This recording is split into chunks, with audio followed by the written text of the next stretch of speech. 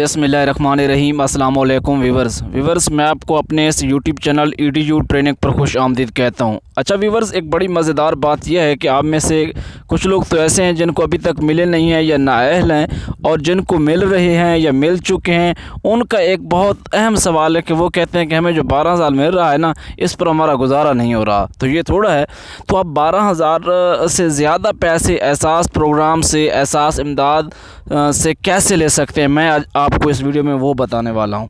बिल्कुल एक अहम और ज़बरदस्त मालूमात है। उसके मुताबिक अगर आप वो तरीका अपना लेते हैं तो यकीनन 12,000 की बजाय आप एक किस्त में 17,000 18,000 रुपये तक ले सकते हैं, वो आप बढ़ा सकते हैं। उसके लिए आपसे गुजारिश है कि चैनल को सब्सक्राइब करें, घंटी को ज़रूर दबाएं और वीडियो को लाइक करें। कोई सवाल है तो आप कमेंट कर सकते हैं।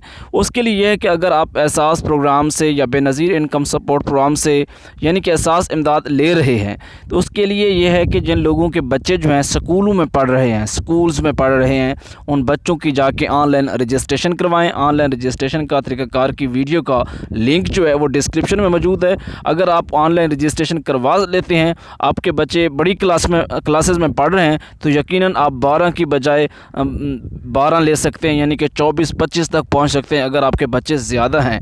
डिटेल इंशाल्लाह नेक्स्ट वीडियो में बताऊंगा। इसके साथ हमें इजाज़त।